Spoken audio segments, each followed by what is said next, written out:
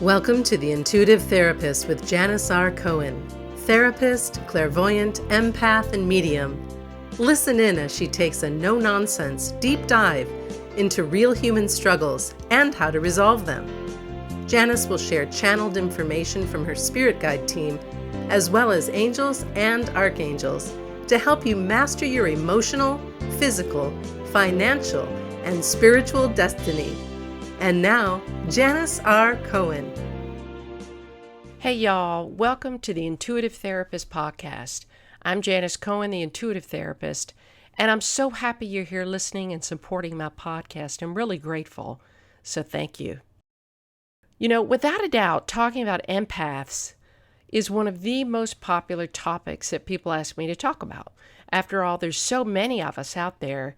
And as the universe opens up the gateway for our spirituality to grow and accelerate, empaths are coming out of the woodwork, letting themselves be known and craving community, protection, and clarity, and trying to figure out how they can live in a world without feeling everything and suffering as a result.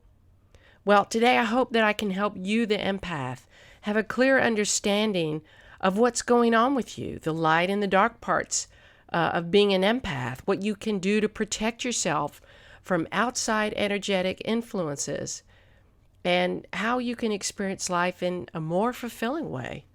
I'm going to teach you a 4-step system that will help you become a better empath. Empaths are typically known as healers of the world. We all know this. They're the people whose senses are heightened, the ones that not only see the different energies of the world, but actually feel them and experience them. And if you're an empath, you know exactly what I'm talking about. But those who are not empaths might think that this ability to feel what others feel is cool or is like it's a gift. But if you talk to an empath about their gift, they might tell you that it's not always sunshine and rainbows. In fact, it's not often very fun to have this gift at all. When I was young, I was a very sensitive kid, but I didn't have any idea I was an empath. All I knew was that I had sensory issues with noise and felt that I felt everything deeply, beyond what the typical person would feel. And I considered myself as having ADD. I was highly distracted and I had a busy mind, and I was always concerned with everything around me, and I had a hard time focusing all of the time. So when I used to study when I was a kid, I put music on. I didn't know why I did that. I just did it. My mom didn't know that I was so sensitive to sound or that I was an empath. So she would often tell me to shut the music off when I was doing homework. And when I would do that, it would be significantly difficult to do my work because the silence literally hurt my whole body. I learned that these ADD symptoms weren't necessarily ADD as far as the sound sensitivity, but rather gifts of a spiritually gifted child. As I grew older, I learned how to help my mind and my body cope with my sensitivity, even though I didn't know I was an empath. So to this day, I have sound on everywhere, all of the time, even when I sleep. It's like white noise to me, and it literally calms me down. When I see clients, I have soft music playing in the background, and as I was preparing my thoughts for this episode, music was keeping me company, softly soothing me. So once I learned about what being an empath was, which is way later on in my life, probably late 30s, I was able to learn how to protect myself at all times, in stores, in cars. And by the way, music is still my pain reducer when I'm driving or if I'm a passenger. And my family, they've always laughed at me. You got to have the music on, right? But fortunately, they get it now. They've learned about me and my gifts, and they know they got to turn the music on. So I protect myself when I enter people's homes, in meetings, before I get on phone calls, even writing emails. There is never a time that I don't practice being a protected empath. Simply put, I can't help it. It's a must for me to protect myself from outside energies. Tons of information is available on the internet and in books about being an empath and the challenges that we as empaths face moment by moment, not day by day, but moment by moment. One of my favorite sources to learn from when I was an evolving empath was to learn from Dr. Judith Orloff. She is a psychic psychiatrist, kind of like a medical medium, so to speak, and Dr. Doreen Virtue, the queen of all things related to angels, spirits, and metaphysics. Those were my two go-to people. So some content today is going to be extracted from these two thought leaders, as well as my own hard-earned wisdom. And I hope this episode helps you today, as it's really helped me over time. And my goal with people is to help them get out of pain and suffering as fast as possible. And so I hope that this podcast will help you do that. One of the distinctions that I learned about when I was on my journey to empathic education was to understand the difference between an empath and a highly sensitive person, also called an HSP. I don't know if you've heard of that, but it's called HSP, highly sensitive person. And these people are sensitive and they're reactive to the energy around them. Now, Dr. Elaine Aron, the originator of the term, defines it this way. A highly sensitive person, or HSP, has a sensitive nervous system and is aware of subtleties in his or her surroundings and is more easily overwhelmed when in a highly stimulating environment. Empaths are highly sensitive to energy. The difference is in their ability to feel and perceive another person's actual feelings. Empaths, therefore, we are more extrasensory, and we possess at least one significant gift for directly experiencing what it's like to be in the emotional, mental, and physical body of another, literally feeling what the other person is experiencing. This is not to be confused with basic empathy, y'all. Almost all humans have the ability to empathize, and I say with the exception of sociopaths and narcissists. For example, if a friend loses their child, which is horrible, most humans have the ability to empathize with the tragedy, even if they themselves have never experienced a significant loss. And one of the things I want to say is empathy is very different than sympathy. Empathy is literally when you're feeling it. Sympathy is when you kind of have compassion for somebody but can't relate to it. So an empath, on the other hand, might literally feel what the friend is going through in their body. The anxiety, sadness, and emotional pain mimicking in the empath system as if they themselves were directly experiencing the loss. If the friend has a headache from crying, the empath may develop a headache as well. I often tell my clients that whether I'm doing a reading or channeling in a session, my body will pick up everything from them, either literally or metaphorically. I often pick up medical issues that the client has, where their emotions live in their body, where they hold all of that, and what they're feeling in that exact moment, and even in their past, even at very specific moments in their past. If I'm speaking with a client about something, and for example, my throat suddenly becomes clogged up, or I begin to cough, or there's something going on with my throat, I know immediately that it's not my issue, it's theirs. And it often connects to the following things, one or all of them. That they have an inability to effectively express their views and opinions. That they have a feeling that they do not have a voice in some situation. They believe that they are feeling scared about a topic or content. And that they need to express themselves in the utmost period. They need to be able to express themselves. And it is absolutely primary for me to help them work through that and develop a voice. And what's fascinating is that when I share this with clients, I've never had one client look at me and go, yeah, no, that's not true. Because my body tells the truth. So they usually say, God, you're right. I feel so relieved. Thank you for saying this and knowing this about me. And then all of a sudden they become open to intervention so that I can help them gain the strength it takes for them to speak their truth. So to clarify, all empaths are highly sensitive, but not all highly sensitive people are empaths. Empathic abilities are extrasensory in nature, while an HSP has a sensitive central nervous system. It's just not necessarily extrasensory perception. Because of their gifts, so many people rely on empaths for support, We are almost always trusted because we make people feel safe. I can't begin to tell you how many times people will just come up to me, strangers, and start to tell me their innermost truths. And you're going to laugh, but it's true. I could be standing in line and somebody will start telling me about something while I'm waiting to ring up my grocery order. Or I'll be on the phone and it has nothing to do with anything personal, but they just start sharing.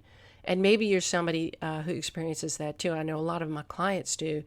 Is actually pretty funny, but we end up getting unloaded on. And so in that way, it can be hard. So even though, we are, as empaths, capable of handling the emotions of others, we also experience quite a bit of stress because of it. So the dark side of being an empath comes in the form of having two conflicting voices constantly roaring at each other inside of our heads.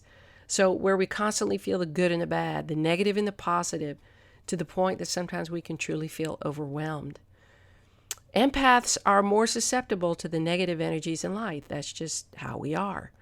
Our intense ability to feel, we can't get away from the deep-rooted evils that exist in the world. And with everything that's going on in the world today, y'all, it is impossible for us to be shielded 100% from the harsh energies. I can't begin to tell you how many times I felt overwhelmed all of a sudden with energy that wasn't mine. I mean, to tears. I am on the floor crying because I have picked up something, or there's a collective unhappiness, and I'm just picking it all up. And to be honest, it really kind of sucks.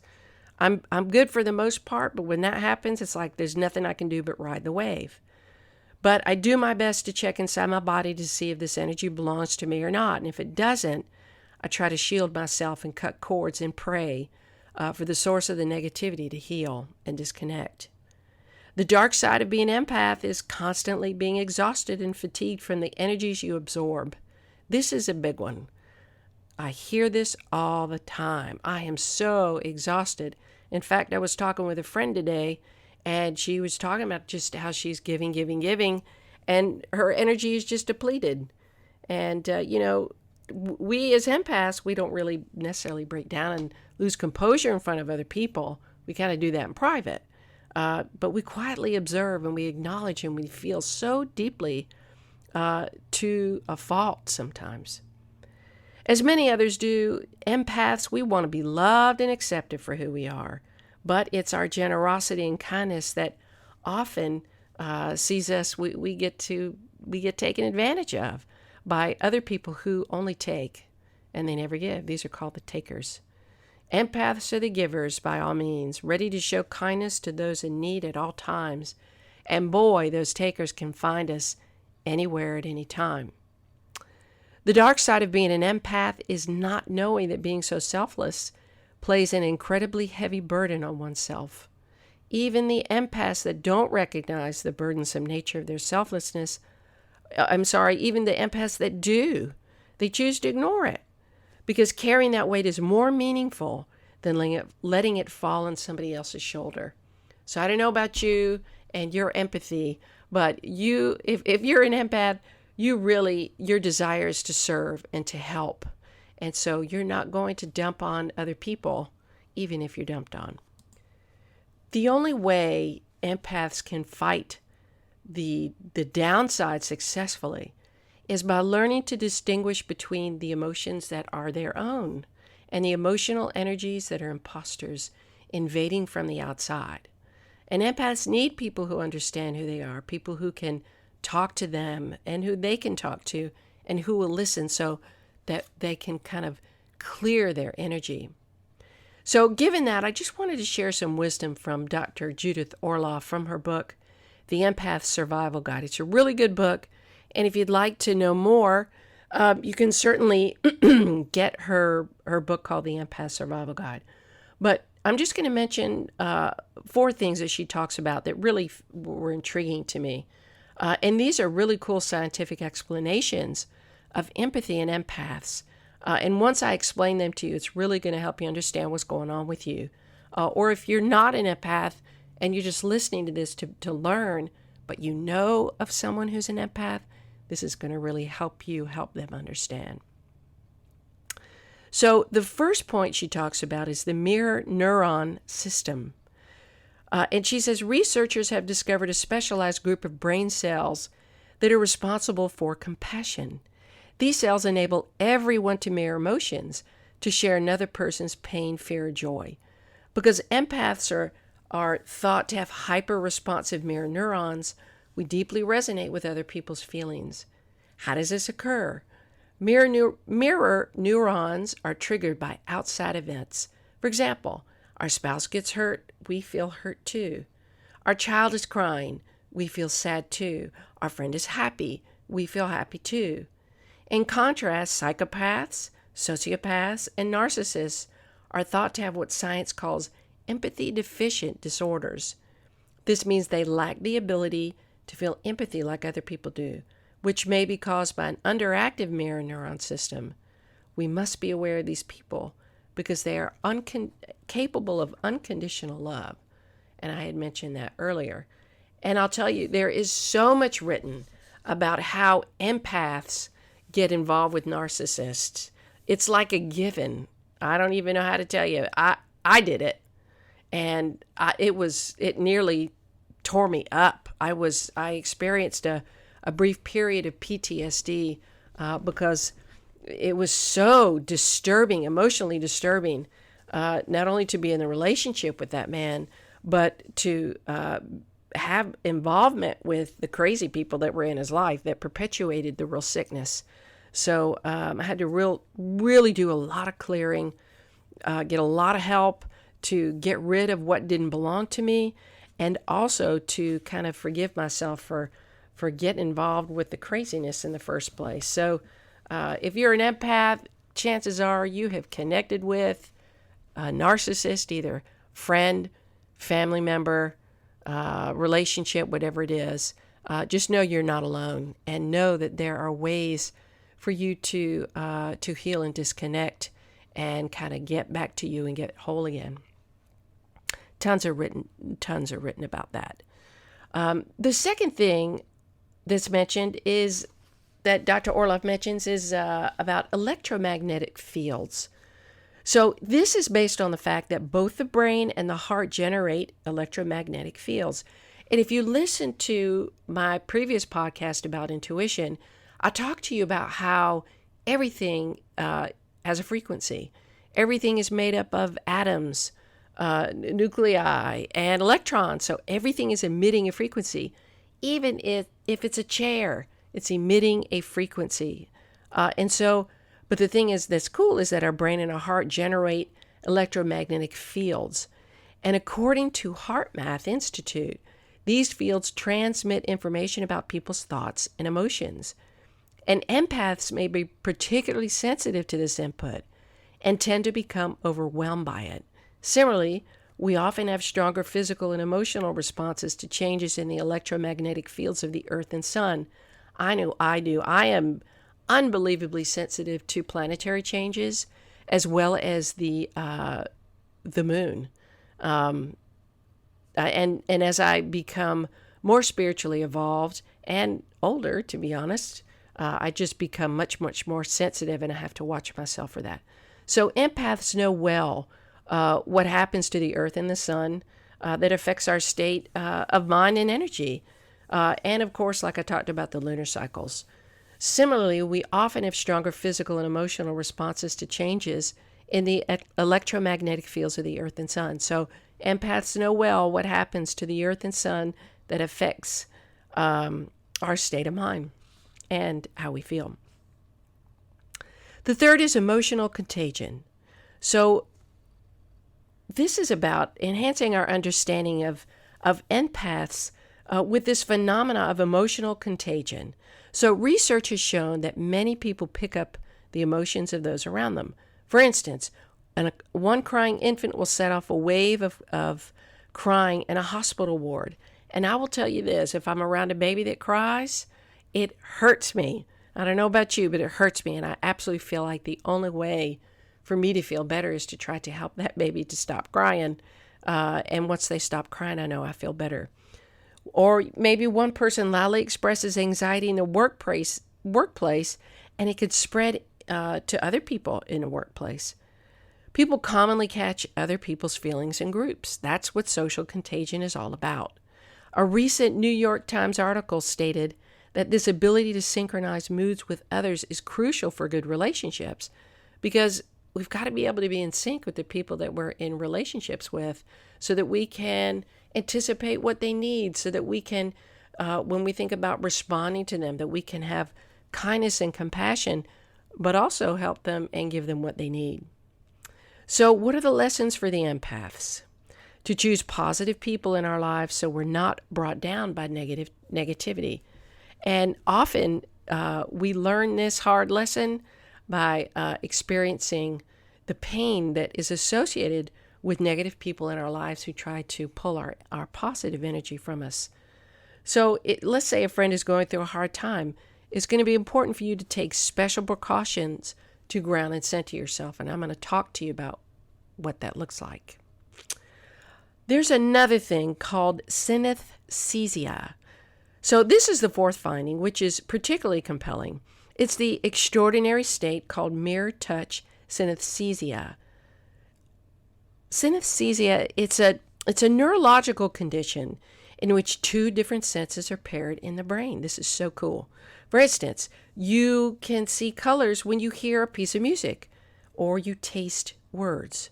However, with mirror touch synesthesia, people can actually feel the emotions and sensations of others in their own bodies, as if they were their own. And this is a wonderful neurological explanation of an empath's experience. I know this happens to me, and if you're an empath, I am sure it happens to you. The Dalai Lama says, empathy is the most precious human quality. During these stressful times, it's easy to get overwhelmed. Even so, empathy is the quality that will get us through it. It will enable us to respect one another, even if we disagree. Empathy doesn't make you a sentimental softy without discernment. It allows you to keep your heart open, to foster tolerance and understanding. Look, it might not always be effective in getting through to people and creating peace, but I think it's the best chance we have. How then do you become an empath, a smart empath, that can live and thrive in this lifetime? And when I say smart empath, what I mean is an educated empath. It's really not as complicated as you think. So there are a few steps that I want to share with you, steps that I follow on a regular basis. And you could read more about this in my book, The Intuitive Therapist, in depth. I devote an entire chapter. In fact, different chapters are connected to the things that I'm about to talk to you about. Each step, I believe, from what I remember, has a chapter. So please go ahead and get that book so you could really start learning about how to really perfect these steps. So the first step that I've identified is meditation, where this is where you allow yourself to connect with heaven, the angels, and your higher mind. And this is essential when learning how to navigate the world as an empath. Meditation allows us to do that, to quiet the mind for a moment and to breathe into peace and grace. Look, I know if you have trouble, my mind is constantly busy. And I would be a liar if I told you that when I meditate, my mind gets quiet. In fact, it doesn't. But I am able to talk myself through staying focused enough to relax my body, relax my heart, relax my mind so that I can receive. So if your mind doesn't stop chattering and you don't feel like you're an expert at meditating, don't worry about it. Just breathe deeply and do it consistently because it works. If you need to use a word or mantra like Om or that'll work, because what you're doing when you use these words, you're giving your left brain a job so that your right brain can relax and open up. So meditation sets us up as to reprogram the rest of our day. I can tell you hands down every time I meditate, and I do my best to meditate most days. I'm not perfect at it, but I try to.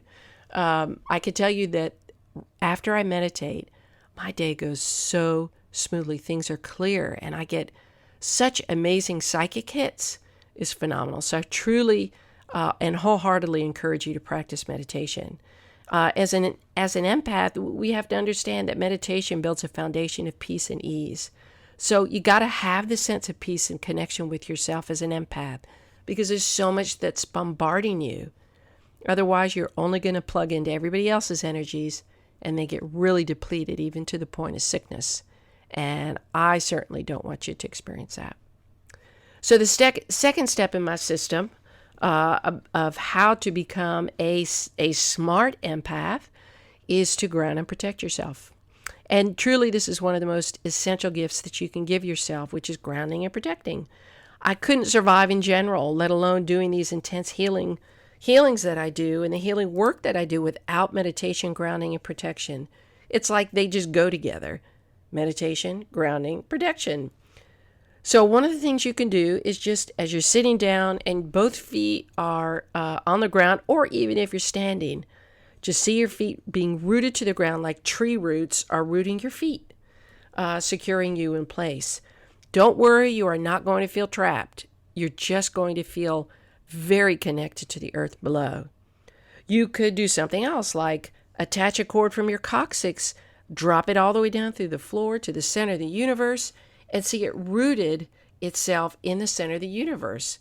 A lot of times I'll tell people at the end of the cord, just see a hook, let it drop all the way down. You'll see a horseshoe-shaped piece of metal, see the hook connect to that.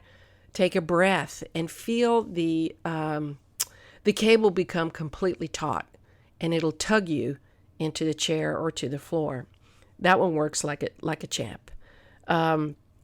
So you'll just feel the pull from the earth beneath you, even by walking on grass or even taking your shoes off and walking on the pavement. As long as your feet are naturally touching the ground, you're good to go. Next is protection. This is huge, huge, huge.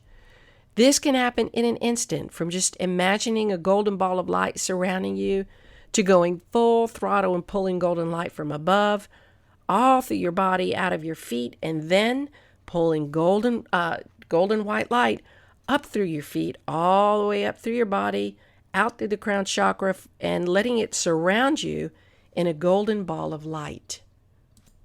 You don't even have to have a perfect system. All you have to do is close your eyes, see yourself surrounded in a golden ball of light, and it is done. One of the things that I was taught a couple of years ago that truly, truly helped me, because I used to leave sessions. I would see people back to back, and I still do. I'm more careful now to space things out so I can clear my energy between clients. But I would see people back to back, and by the end of the day, I was unbelievably exhausted. And I had someone teach me this process I'm about to share with you, and I do it all the time. It's absolutely essential to me. So I go a step further, and I imagine two clowns, one on each side of me. They can be any color you want, any size. I just kind of like medium size. I don't know what medium size is. Maybe the size of a basketball. And I breathe in deeply. I mean, really deeply as I can. And I pull the energy from these clouds on each side of me. This is universal energy. I connect with the universal energy in these clouds, and I inhale their energy all around me, like I'm wrapping myself up like a mummy with this energy from head to toe. And this particular step has truly saved me hundreds of times when I'm in a situation that is difficult. I literally will just close my eyes and breathe in deeply, and boom, I'm surrounded with this amazing energy. If I have a very long, intense day with clients, or if I'm in a very difficult interaction with somebody, I will pull this universal energy around me from the clouds. And it works. Step 3, plan ahead. Always keep it top of mind that you are an empath and you are sensitive to environments and to people.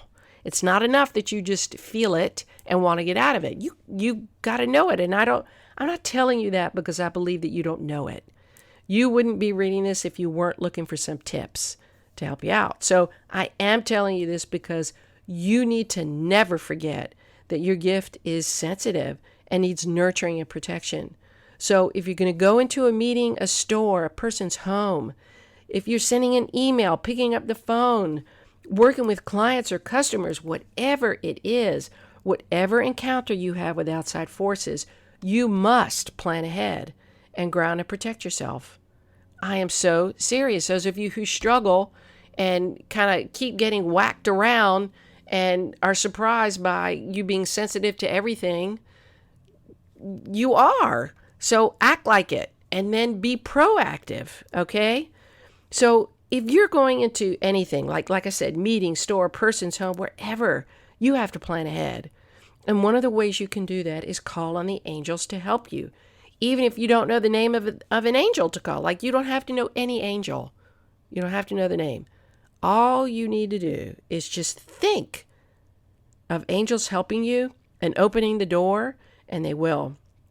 Here's the thing I want you to know about this. You can ask for help, ask for help, ask for help, but if all you're doing is asking and not being open to receiving, you will not recognize the help. Same thing goes for calling on angels, calling on angels, calling on angels. You actually have to call on them. You have to give them an invitation for them to be involved with you. Otherwise, they can't intervene unless there is an emergent situation, and that's when they do. So if you're saying, gosh, I wish somebody would help me, but you're not calling on the help, you might not get it. So please plan ahead. Remember who you are and that you always have to be protected. The last step in my system is to clear your energy and cut cords. And this step is just as essential as grounding and protecting yourself. You have got to get rid of the energy that you've picked up every single day, even after every interaction. I do my best to clear myself after every client, not because they're bad people, but because I don't want to take home their energy. So clean and clear yourself often and from every encounter that you have, especially if it's a negative one. So I outline a ton of suggestions about how to do that in my book, The Intuitive Therapist. Here are a couple. You can shower. You can go earthing, which means that you walk on grass barefoot. You can call on Archangel Michael to clear your energy field, the Archangel of courage and safety. And you can ask Archangel Michael to cut your etheric cords, right, and clear your energy. You don't even have to know how he does it. He's amazing. He is absolutely one of my star quarterbacks and is with me all the time, guiding me. But he uses this amazingly monstrous sword to cut cords. And I usually ask him to cut cords above, below, and all around through all space and time. And he does that for me. You can also call Archangel Raphael to heal you from any negative energy you've absorbed. And he'll be right there to help you do that. So being an empath is truly a gift, y'all. And I know it comes with some negativities, but it really is. And as with any strength comes its opposite, a downside. If you become proactive to keep yourself safe and get help from a mentor to learn how to navigate life as an empath, you're going to be fine. And if you do this and you're not fine, then there may be some other energy work you need to do to release anything that stays attached to you. But I don't want you to get all paranoid about that. Just know that that's an option, that there are other people out there who can cut the cords and who can help you release energies from maybe even some entities that are with you that don't need to be. So if you're able to be proactive, if you're able to really acknowledge who you are, where you're at, what you need to do to keep yourself healthy and safe, you will be able to handle the situations and people that you want to engage with. So I hope this is helpful. I know a lot of people, like I said, ask me about that they're empaths. How do they deal with it? They're very sensitive. I hope this is giving you an opening into the fact that you are not helpless. There are so many of us out there who struggle on a daily basis. And some of us, I will say me too, I screw up and I forget to ground and protect myself. And I end up walking into a situation. It's like I get kicked in the face or kicked in the gut. And I don't want that to happen to you. So if you feel like you'd like some more help to either work on your gifts, your intuitive and psychic gifts, or to learn how to really master being an empath, reach out to me at janis@janisrcohen.com or give me a call at 404-558-3971. It would be my pleasure to support you. It gives me such pleasure to help people develop a safety net with their gifts. And if you feel like you've learned a lot from my podcast and this content has proven valuable to you, please go ahead and drop by iTunes and rate and review my podcast. Like I say in every podcast, the more ratings and reviews that I get, the more people I can reach. And I truly would like to reach a ton of people. And lastly, of course, if you're struggling with any part of your life, love, health, a job, a decision, a move, business, and want to develop even a business idea, give me a call. Write me, Janis at janisrcohen.com. It would be my pleasure to do a reading for you, 30, 45, or 60 minutes, and to help you get real clear so you can move forward. And as always, have a blessed week, a wonderful day, and live intuitively. Thanks for listening to The Intuitive Therapist with Janis R. Cohen. If you like what you heard, the best compliment you can give us is to share this podcast with a friend and subscribe, rate, and review at iTunes.